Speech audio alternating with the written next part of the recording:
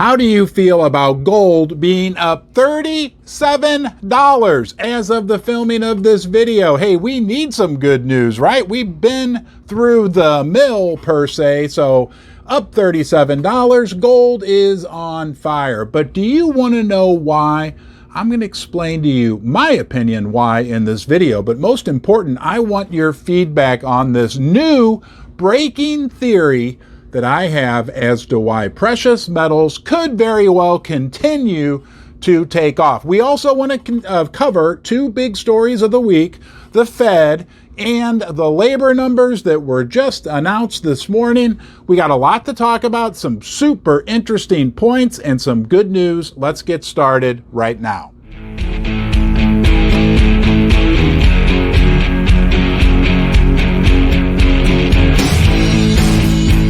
Do you like fire? I like fire, and we're going to talk about it at the end of this video because there's a great analogy that fits my theory about what's going to happen with the price of gold and silver that directly has to do with fire. One of my viewers the other day left a comment. This is about debt. He said, debt is like fire.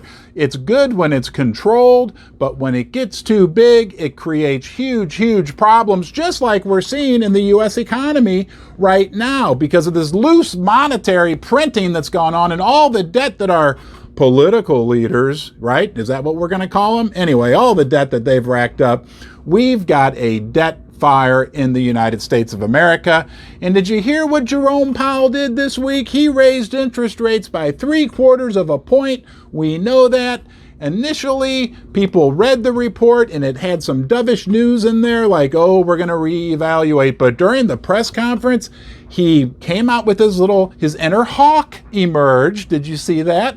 And he squashed down most of the pivot thinking that was going on. That squashed gold earlier in the week. Now, let's talk about the jobs numbers quickly. They were better than expected. That should have made the price of gold go down. But for some reason, the price of gold is skyrocketing, probably because the actual unemployment rate went higher. And then there's some household survey number that came in higher than expected that people say that's what kind of sort of really matters. So maybe all this hawkishness from our friend Jerome Powell at the Federal Reserve is finally starting to throw the brakes on the economy. We know that it's throwing the brakes on the real estate market. It is collapsing from every angle, the mortgage side, all of it, okay? So we're starting to see some slowing down economic numbers. Remember, jobs numbers are a lagging indicator. They take 3 to 6 months to filter through. Companies don't lay people off right away. And there was a lot of pent-up demand for employees. So in the coming months, like Bank of America predicted that in the first quarter, we would see 175,000 job losses per month.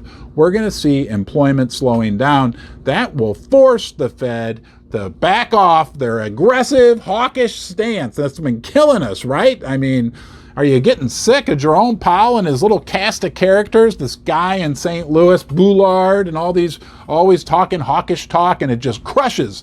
It's soul crushing, isn't it? I don't know how you feel about it, but it crushes the price of gold and silver. But not this morning. They both are flying, and that's good news. I appreciate you joining me right now from wherever in the world you are. It's just me and you, baby. We're part of a bigger group, but for now, you've got my undivided attention. I honor and feel great about the fact that you've decided to join me here in the basement. If you get any value out of this content, please subscribe right here. Turn on the little bell wherever it is. Press it.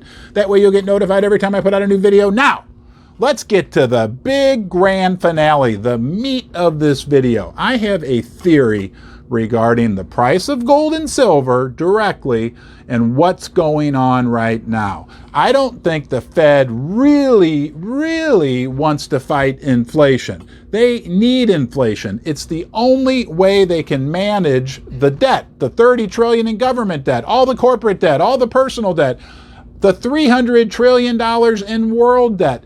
There's only one way out, and that is to inflate it away. So the Fed may say they're fighting inflation, but they're not really fighting inflation. And when people wake up to that, right, that we're going to be in a stagflationary environment for a long time, that will make the price of gold and silver skyrocket. So here's the fire analogy. I didn't forget about you. I know you're a firebug like me.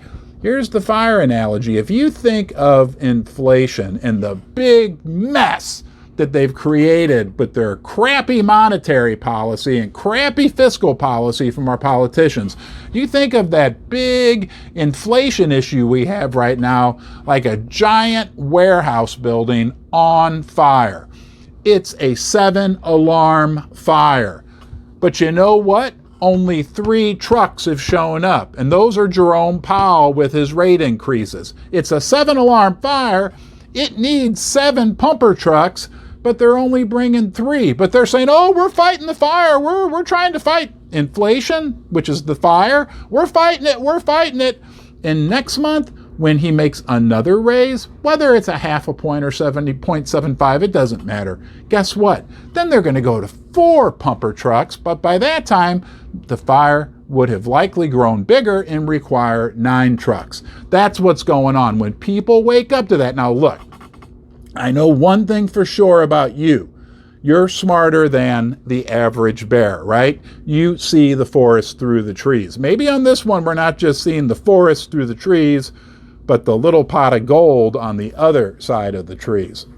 It takes some thinking. It takes some analysis. Let me know what you think in the comment section below. Am I just some wacky guy in his basement in St. Louis, or am I on to something? I want to hear what you think. Let me know. And until next time, you be well.